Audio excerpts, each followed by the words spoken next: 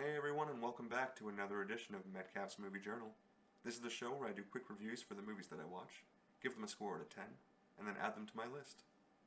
So let's see what movie we're reviewing today.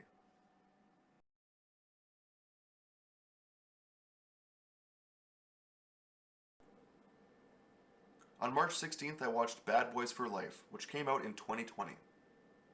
And this was almost like a refreshing palate cleanser, after all the more serious highbrow stuff I've been watching lately.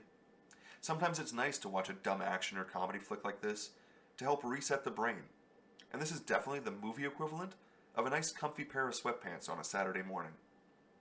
Michael Bay might be the king of stupid action schlock, and he has a super wide range between the god-awful like the Transformers movies and the truly sublime like The Rock.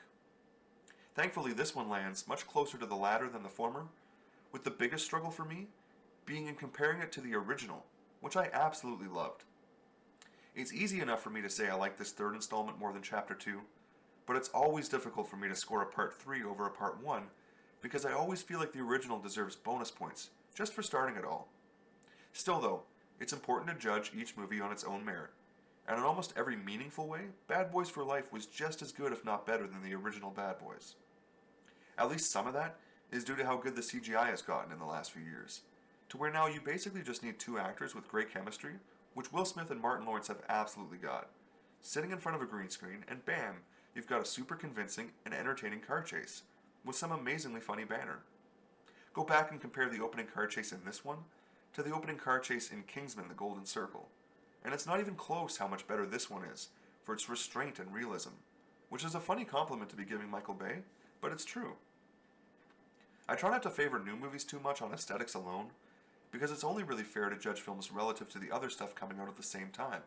So in that way, I would say Bad Boys for Life and the original Bad Boys are basically on par, because they were both top shelf when they came out.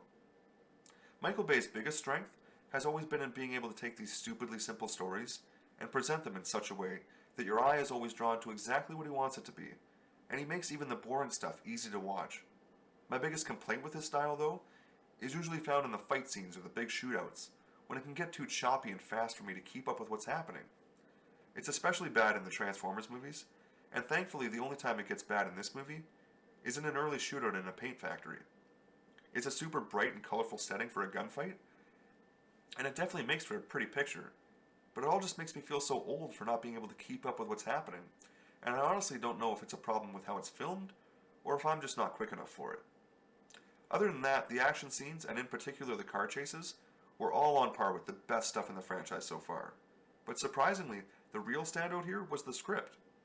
I went in with low expectations. It's always a little worrisome when a franchise returns after so many years off, but it had a lot of great emotional payoff to the relationship built between Mike and Marcus over these three films, and enough extra little new stuff to keep it interesting throughout.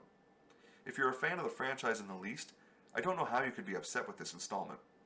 It blatantly leaves the door open for a sequel that I'm probably not interested in watching. But if this was going to be the last true Bad Boys movie starring Will Smith and Martin Lawrence, I'm pretty happy with how it wrapped up. I think they left it in a good place. I ended up giving it an 8 out of 10, and it landed at number 187 on my list, putting it right here, in between Ready Player One and Star Trek II: The Wrath of Khan. Thanks for watching another edition of Metcalf's Movie Journal. Be sure to click like and subscribe for new videos every week. And if you have a movie that you really want me to watch, be sure to drop me a comment.